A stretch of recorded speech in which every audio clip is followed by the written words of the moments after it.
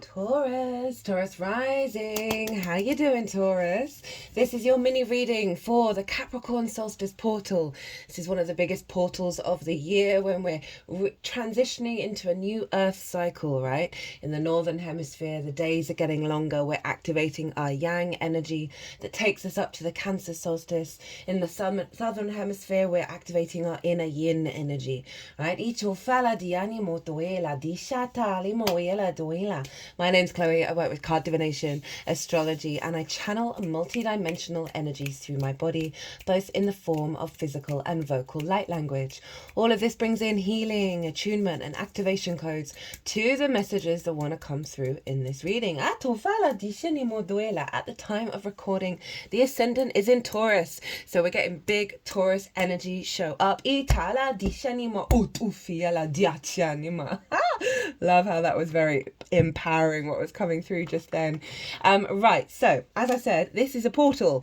It is the underlying energy that's going to serve you for the next 6 months up to the Cancer solstice. Now, I live in the northern hemisphere, so for me, the Capricorn solstice is the winter solstice, and it really is for me the new year, right? And this is like a new moon energy, a new sun energy. The sun is being reborn, right? And so this is helping us tap into the bigger earth cycles. The more that we're in alignment with that, the more we're in alignment with our 3D incarnation. And the celestial bodies. It's one of the reasons why I predominantly do lunation transits. Beyond the calendar month vibe. So this is a big pivot point, right? Cardinal energy of Capricorn. I've done a 2-part series on this portal. You know, as I said, for me, it's the start of the new year. And this energy is the underlying energy that we're working with till the Cancer solstice. We'll get a little bonus upgrade of the energy at the Aries equinox. But we're planting new seeds, but we're also taking action further outward, out in the world. We're cultivating. We've got the vision and the clarity to take steps moving forwards. So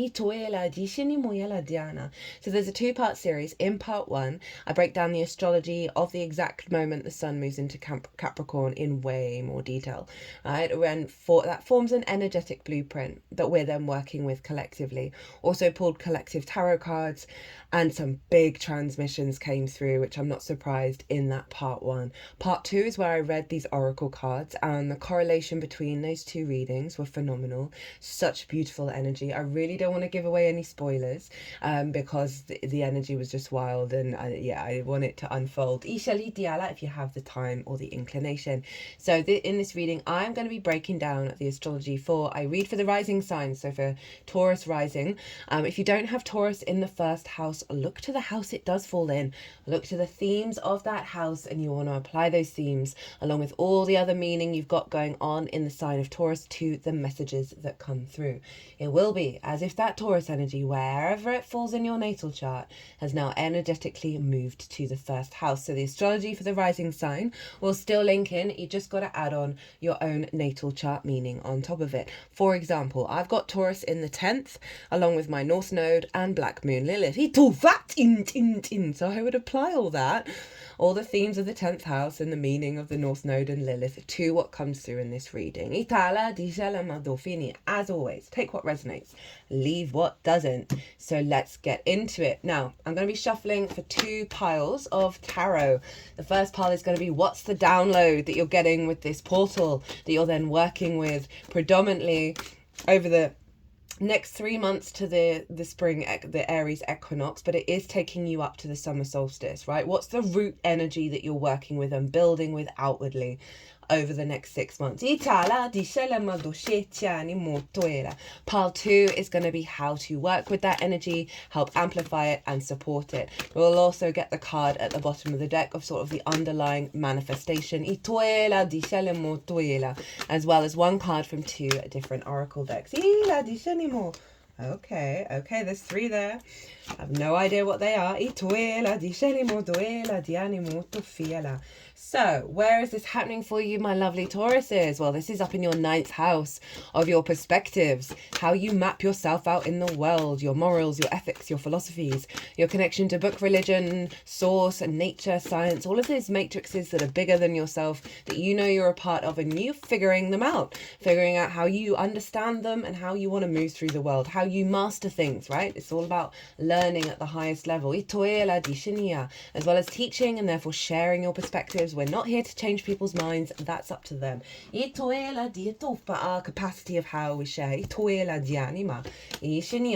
it's about living somewhere that's unfamiliar to you for a longish period of time in order to what? Broaden your perspective. So perspective is the key word here, and you get this every year where you get an upgrade, a massive divine download in how you perceive the world and how you map yourself within it, right? So often that 9th house can get a bashing given the state of affairs of the world, right? So we can then fall into the gloom pit, fall into the grief pit as well. That grief pit's pretty big, and struggle to get present in the moment and how to apply those bigger ideals into our day-to-day.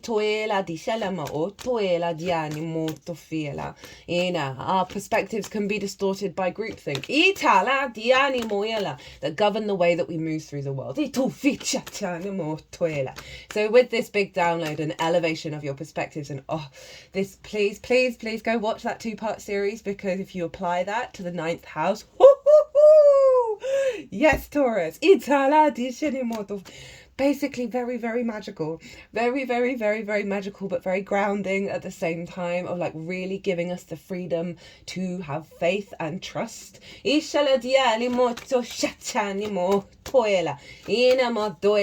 interesting, it's very rare that I don't see at least one card from a pile.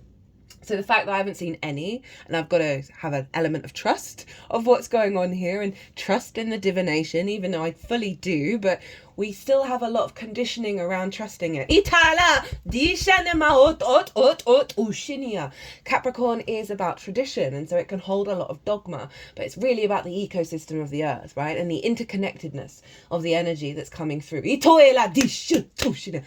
synchronicities, heightened alignment in all the little things everywhere, that's allowing to bring in more faith and trust in this magical reality and how to use it to build in the long term. That's the Capricorn energy. Now, at the time the sun moved into the sign of Capricorn, it squared the nodes in Aries and Libra. And that for you is in the Aries energy, is in your 12th house, your hidden house, your house of mysteries, right? Unconscious spaces, right? The occult, the unseen realms. It's all the trauma responses and limiting beliefs and love languages that are in our unconscious realms that then sort of birth out into the world and we take out on the road. Anxiety, depression, loss, grief, all of that good stuff. Underneath all of that is the magic of your soul. And that is the cosmic joke of the universe, to put it underneath all of that conditioning, right? So the North Node there, you've been striving to expand and make peace with a lot of things that can come up with that 12th house, really activating the magic of your soul. We've got the South Node in Libra, a refinement of the way that you work, a refinement of the way that you take care of your physical vessel and your understanding of what co-creation means, what acts of service mean, and what the kind of routines that you need in your life. A lot of old habits have been falling away with that transit. So that sun, the vision, the clarity, the animation was squaring all of that of one. The work that you've done, how you've been building things, how you've been understanding and clearing a lot of conditioning that's allowing you to truly believe in a higher frequency. Okay, these cards are all coming out very interestingly.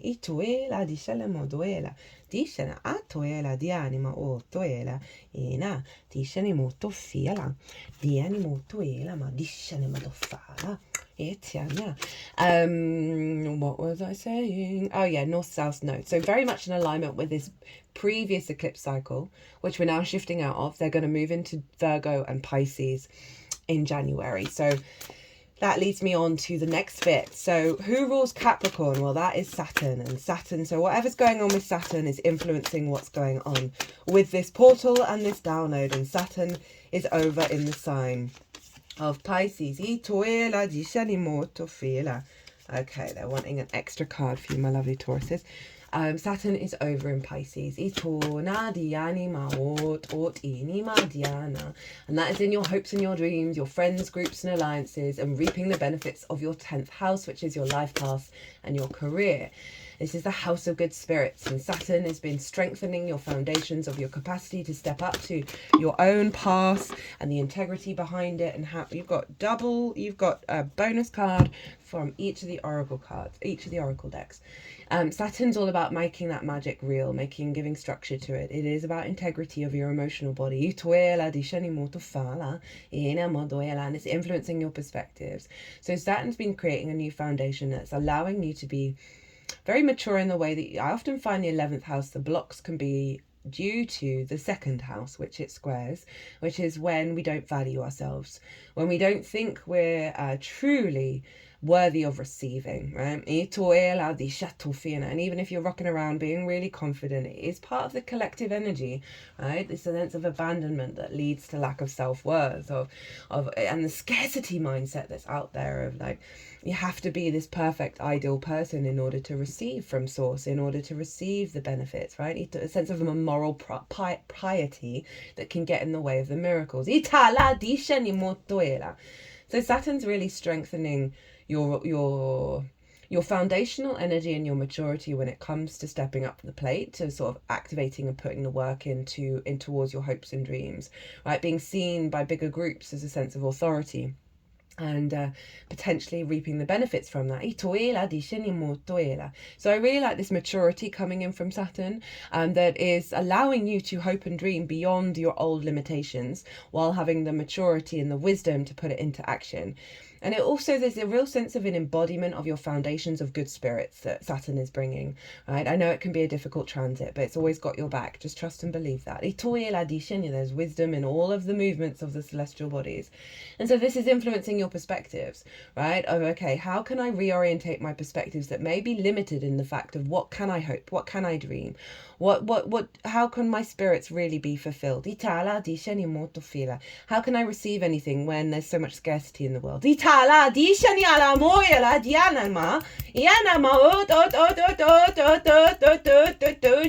I've got a weird thing where I feel like I can't have nice things. I can't have a nice life unless everybody else does. Like I can't get the download unless it's open to everyone, you know. And I've had to really do a lot of work on myself to sort of realize that's nonsense. That's counterintuitive to the way that source works. The more you step into your abundance, the more you step into your power, the more that energy is available to the collective. And in fact, you're enhancing that energy, and your sense of lack, your sense of restriction is diminishing it.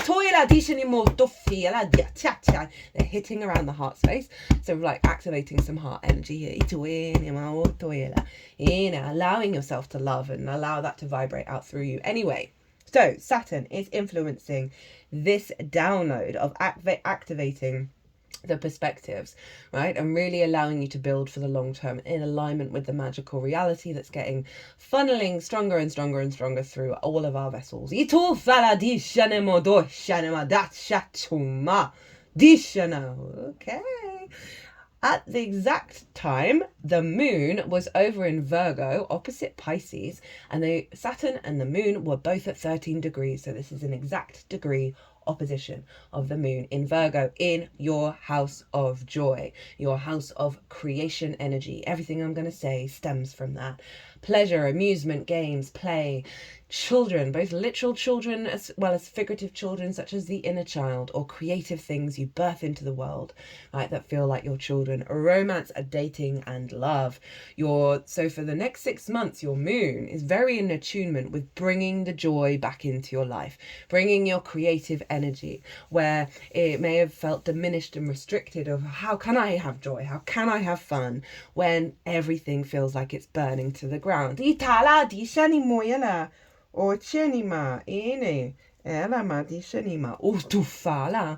This also could be linked into distortions around romance in your life that have distorted your perspectives. That's getting an upgrade of that moon, intuitively guided to where your needs are going to be met and where you're going to be nourished. So follow your intuition when it comes to your creativity. Over the next 6 months, you've got a lot of strength there of that Virgo energy. And then therefore all all of the earth signs, because of you, Taurus, are being activated. So you're finding a lot of wisdom and a lot of elevation in your perspectives around how you find joy and how you find that creativity. And that's going to give you more resonance and more higher vibrational frequency, more integrated vibrational frequency, that's allowing you to have the confidence and the faith of your hopes and dreams unfolding. Even if you don't know what they are. Even if you don't know what to do about them, there's just this sense of the unfolding. Now, both the sun and Saturn was square Mercury over in Sagittarius and Jupiter over in Gemini. So Sagittarius for you, is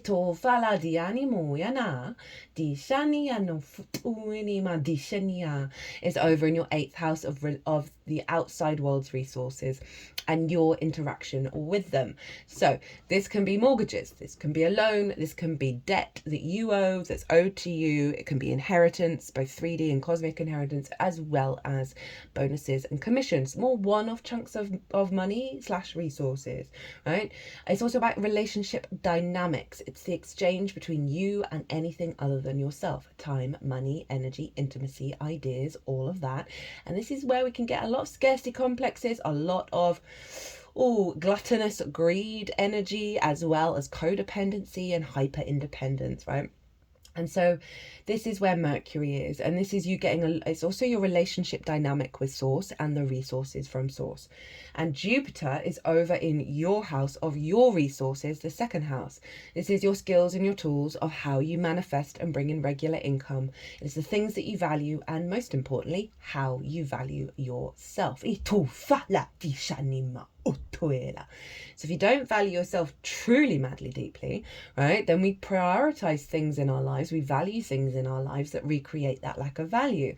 We aren't able to access our skills and tools and manifestation energy if we don't truly love ourselves. So all of this is combined, right, of resources, whether that's the inner value or the resources from source, the downloads from source, the inner wisdom that you have within you being activated, that's fulfilling more intuitive understanding of your creativity, your joy, and where to find it. This could be seeing a bonus sort of pay rise energy that's then giving you more free time. I know joy and creativity shouldn't be linked into money, but so many of us are focusing on the roof over our head, the heating being on, the food in our belly, that it leaves less space for that play, right? Okay, so there is an element of that. That's just the foundational frequency that we're operating in at the moment. But it can overall be a deeper confidence within yourself. Perhaps the outside world is recognizing you and your skills and your talents with that Mercury over in the 8th, as well as getting a lot of downloads from source about how to apply that to your skills and your tools, perhaps to then bring in more resources that gives you more creative energy, that allows you to really believe in those hopes and dreams. You may get a lot of clues and synchronicities as well that aren't necessarily material, that are linked into the next stages and how to find that joy and that resonance that's allowing those hopes and dreams to manifest. And all of this is feeding into your perspectives, right? This sort of elevation and this deeper understanding, this deeper wisdom of your own value, right? And how you find your joy that's beyond the collective energy, how you hope and dream beyond the group think, that's allowing you to build from a very strong foundation of self, that's elevating these perspectives, elevating how you learn and grow and understand, and kind of freeing you from a lot of burden and a lot of weight and this sense of the responsibility energy of Capricorn in a way that may lead you to burnout or too serious about things. This is bringing in a lightness, this is bringing in an ease that is just allowing you to sort of, as I say, lighten the load of that 9th house. Right, that is all the astrology. How are we doing for time? Not too bad, not too bad. So let's get into the tarot.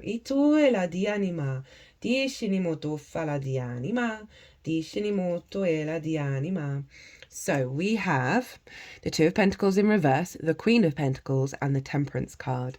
So the Two of Pentacles for me is the hamster on the wheel, right? The round and round and round we go, round and round we go. Gotta make, and I often link it into this figure has to come out every day to get a couple of coins to make sure that they get fed that evening, right? It's that sense of uncertainty, right? And the juggling act that we often have to do in the material plane. And it doesn't allow us to think outside of that survival mechanism mechanism. So it's kind of summing up what I said. And remember, I didn't see these cards at all. So it's in reverse. So there's a perspective that's being released that's bound you into that hamster wheel energy.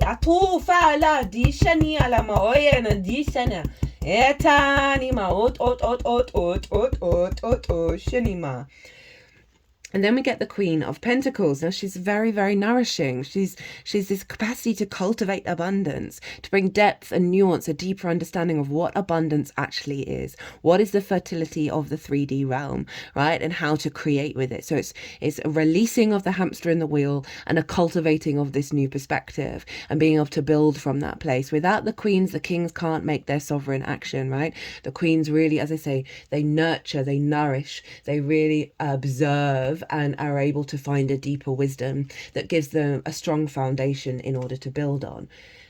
And then we have Temperance, which is Sagittarius, which is over in the 8th house of the outside world's resources and your interaction with them. So this process is allowing you to activate a perspective that isn't limited through scarcity. Of reciprocity.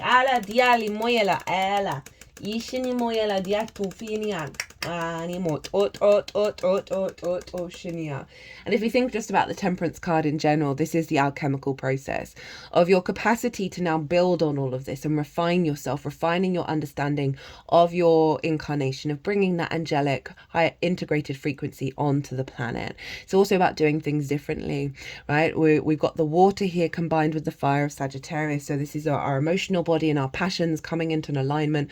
We're seeing through our third eye, we're seeing more clearly, and it's helping us get out of the fear. And I really love this card following these two, because it's saying you're then going to be activating a really high-end refinement process of how you then create in the 3D world based on this higher perspective, right, that's coming through, right? You are here to create, right? You are here to bring heaven on earth, and there are certain principles around that and certain perspectives around that we're all trying to integrate, we're all trying to embody. And the fact that the Temperance card comes up for the 9th house is saying this is coming through for you.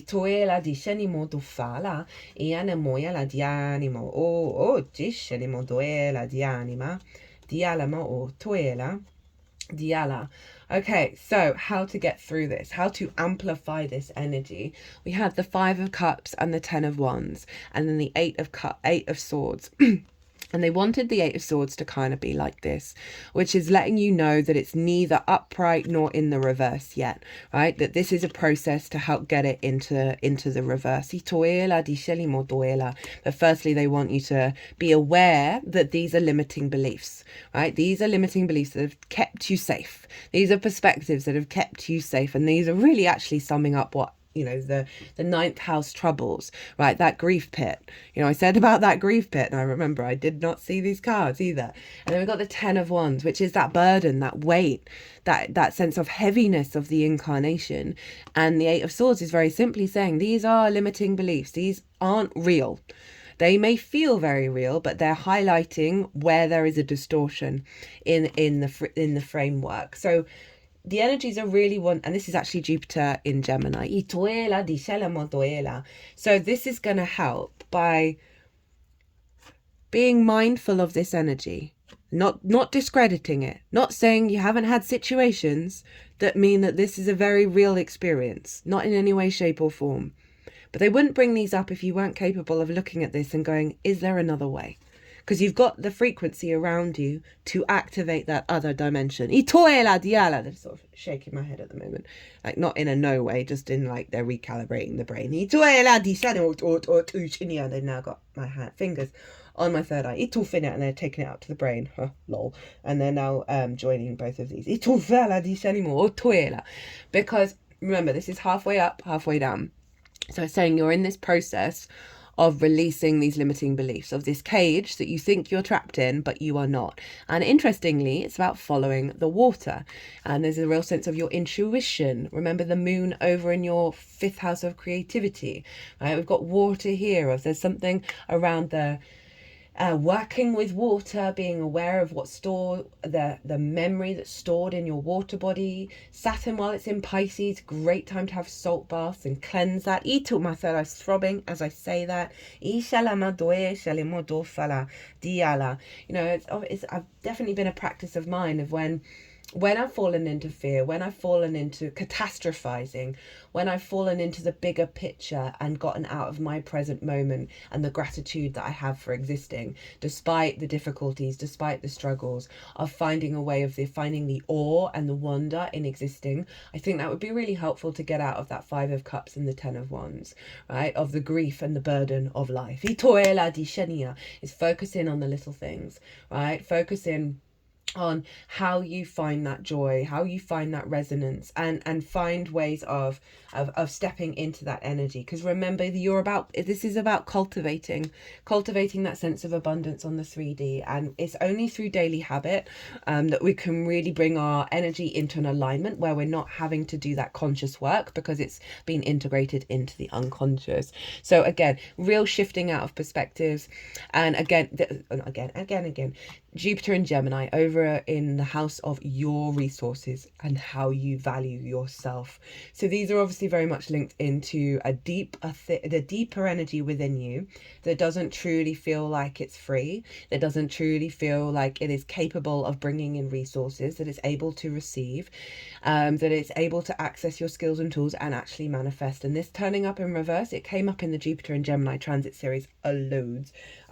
Really recommend that transit. I know we still got a while yet with Jupiter and Gemini, but the power of Jupiter and Gemini is setting up a big stage for us to be very much open to downloads and consciousness energy that we wouldn't be previously available to.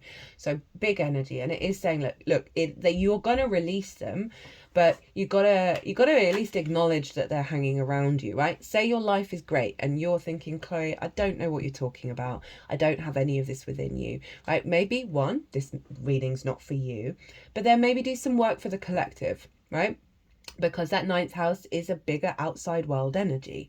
And so that could be really helpful for you to then tap into perhaps some old wounds that are still lurking in there, but obviously take what resonates, leave what doesn't. But then you can pay it forward and do it for the collective and really bring your energy out into the world.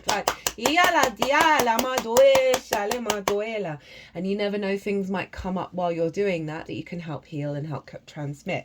At the bottom of the deck, we got the Knight of Swords. I like this a lot.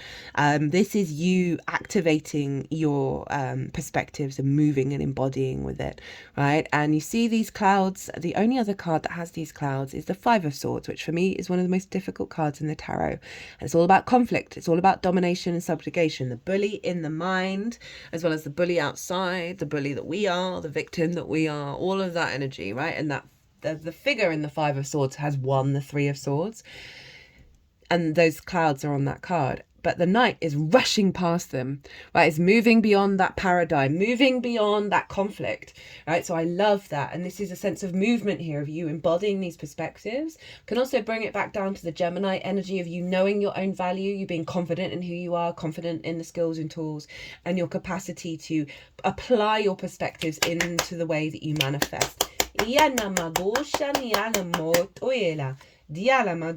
shenimoto fala. Diala moitiani motoela. Diala madoe shenima hitufana. So we've got 2 cards from both of these decks. They've just put them in the order that they would like me to read them. Okay, first up, from the Shaman's Dream Oracle. All the decks are in the description box, by the way, that I've used in this transit. We have the Closing Door, Completion. Endings, completion, your greater calling. When the closing door shows up, it's a call to recognize an ending, to terminate a relationship, job, task, or situation that has been dragging on far too long. Unlock the cage you've been trapped in and shut the door behind you. Source is a cosmic troll for... Yes. Honestly, it makes me speechless sometimes. This is not the time to worry about what others may think or feel. Instead, break with routine, consider what you think and how you feel, and it be true to your heart's calling. It's time to walk out the door. If you do not see a door but only a solid wall in front of you, ask for assistance. Muster the courage to say no more. Remember as well that no one else needs to be wrong in order for you to do what you've known you've needed to do for a long time. If the door is a project or a relationship has been closed to you, stop knocking on it. You've tried that already and no one answered. At least not in the way you would have liked. Take this as a gift. Difficult and painful as it might be, move on. Every door that shuts is an invitation to find another way, another path to your destination. Better to recognize this earlier rather than later. How many of us leave a relationship or job years after we knew it was time to move on? Stop wallowing in the pain and lingering on the reasons why things did not work. It is keeping you from your greater calling. Bow deeply before that closed door, give thanks to the lessons, and set yourself free. Oh, lol. I mean, you can't make it up. And you also can't make up the oracle card from Rainbow Brainskull that they wanted to put with it. Death is just one character I play. My real name is change. Nothing ever truly dies. Don't be sad that it's over. Be glad that it happened. Every event to ever take place is written on the fabric of space-time, so nothing is ever really gone. The needle of the record player moves forward because it's time for the next part of the song. Yeah, big shift here. Big shift. My third eye is throbbing. It's like really warm. Like big alchemical process here, which feels so liberating with that Knight of Swords. And I love this card, right? Death is just one character I play. My real name is change. I think that's so powerful, and it's come up a fair amount that we're going to go through a lot of transitions here with this upgrade, right? It came up in the two-part series of there's a level of protection that is around us to protect us from our own doubt and our own fear over change. All of that mutable energy, right? All 4 mutable signs are activated and they're feeding into this sun, right? Which is Capricorn, which instigates. So we're instigating a new frequency and we've got the energy around us to adapt and change.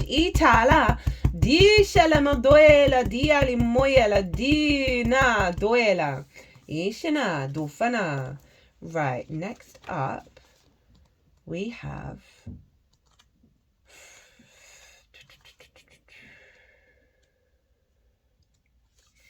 Dust Devil, moving out of stagnation.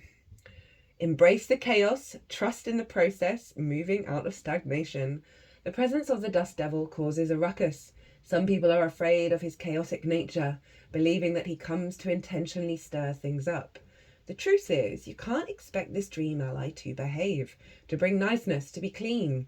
His power is in the mess he creates as he calls for you to engage in the full cyclone of life. He represents 2 aspects of you now. The winds in your outer life appearing to throw you off course, where you assume the world is coming at or happening to you, and the winds that churn inside you with the Dust Devil arising from your dreamscape to help you escape your invisible chains shackling you to a barren desert. Stop asking for things to be perfect. Awkward, messy, conflicted, exuberant and wild is how you shift. Trust the process. The Dust Devil knows what you need when you need it. Once things settle, you'll see the gleaming jewels awaiting your discovery, the wisdom awaiting integration.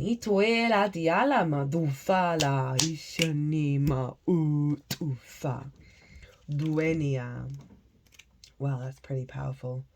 You know, after that completion, and as I said, there's a lot of discombobulation going on with this transit because of how significant it is in its energy that, we're dissolving with that Neptunian energy in Pisces, these old emotional responses, and very often they can get quite loud in the process of that. World Maker is only job in the final future.